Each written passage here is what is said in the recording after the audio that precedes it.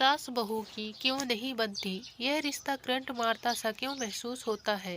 Tuning मीठी करने के लिए क्या करें। सास बहू की अनबन कोई आज की बात नहीं है।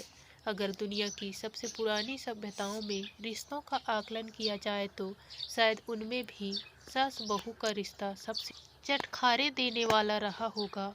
चटखारे देने वाला इसलिए क्योंकि अभी भी अगर सास बहू के बीच बहस होती है तो लोग उसे मसालेदार तमाशा समझते हैं।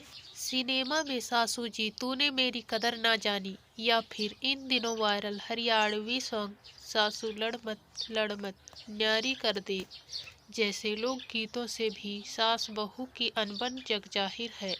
कई बार यह रिश्ता इतना कड़वाहट से भर जाता है कि हिंसा भी आ बसती है।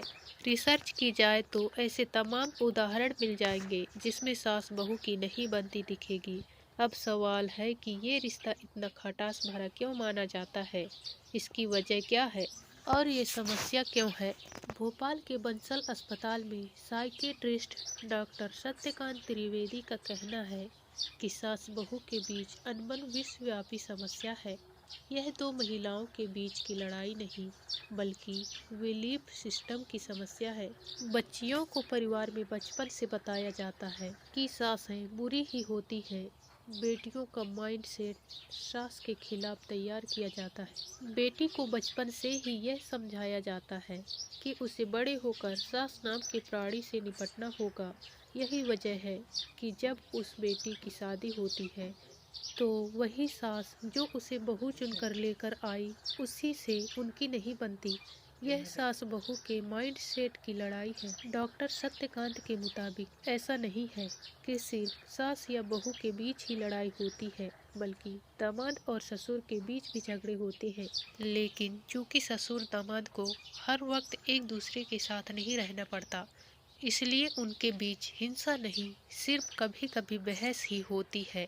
इसलिए भी बन जाता है क्योंकि दोनों में उम्र का फासला होता है। जनरेशन गैप की वजह से दोनों एक दूसरे को समझ नहीं पाती। दोनों के बीच जो लड़ाई होती है वह किसी बड़े मुद्दे को लेकर नहीं होती, बल्कि सिर्फ इस बात की होती है कि बहू सास की सुने और सास की बहू। इन दोनों स्थितियों का बैलेंस नहीं बन पाता।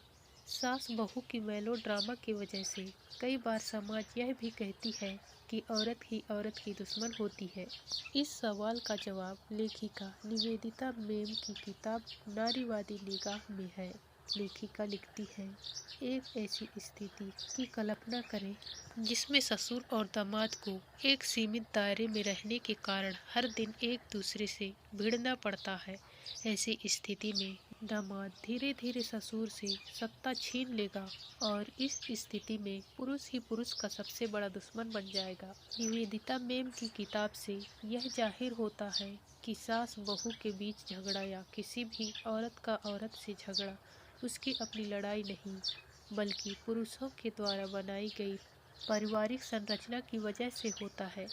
उस संरचना में सत्ता पुरुषों के हाथ में होती है, इसलिए महिलाएं उस सत्ता को पाने के लिए सारे काम करती हैं।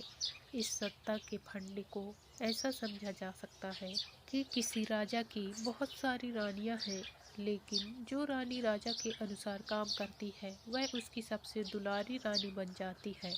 अब राजा अपनी सत्ता में रानी को भी साझेदार बनाएगा। बेटियों के पास कोई सत्ता नहीं होती है, कोई मान सम्मान नहीं होता है। पितृवंशीय पारिवारिक व्यवस्था में महिला की सारी जिंदगी किसी पुरुष के अधीन जीना सिखाया जाता है। इसलिए यह सास बहू की लड़ाई नहीं बल्कि सत्ता पाने की लड़ाई बन जाती है। दिल्ली में क्लिनिकल साइकोलॉजिस्ट डॉक्टर प्रजा मलिक कहती है, यह रिश्ता खराब इसलिए भी होता है कि सास और बहू दोनों की सोच अलग है, दोनों अलग अलग विचारों से जुड़ी हैं। सास किसी तरह से रीति रिवाज मानती है तो बहू अलग। सास बहू से सिर्फ इतना चाहती है कि सास जैसे रीति रिवाजों को फॉलो कर रही है वैसे ही बहू भी करे।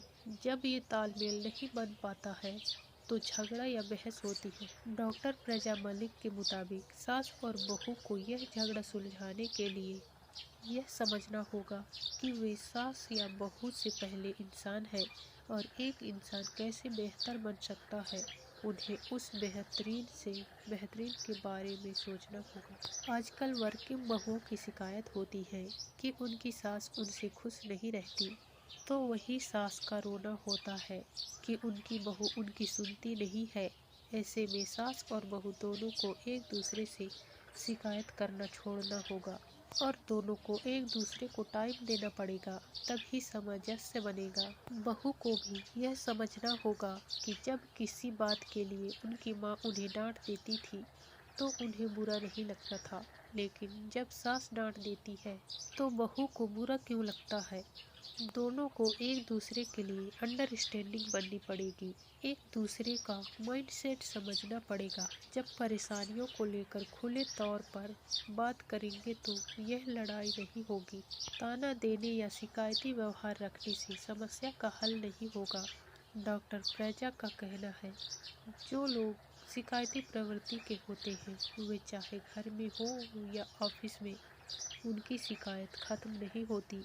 इसलिए एक दूसरे पर गुस्से से उबलने से बेहतर है दोनों एक दूसरे के माइंडसेट को समझें और मैच्योरिटी दिखाकर समस्या का हल निकालें। कहावत है, जिस पेड़ पर ज़्यादा फल होते हैं वह अधिक झुका हुआ होता है और सबका पसंदीदा पेड़ होता है। तो आप सास हो या बहू, ज़्यादा फल वाला वृक्ष बने, झगड़ों से परिवार में पतझड़ न लाएं। आज के लिए बस इतना ही दोस्तों। इसी तरह मिलते हैं अगले वीडियो में। तब तक के लिए धन्यवाद।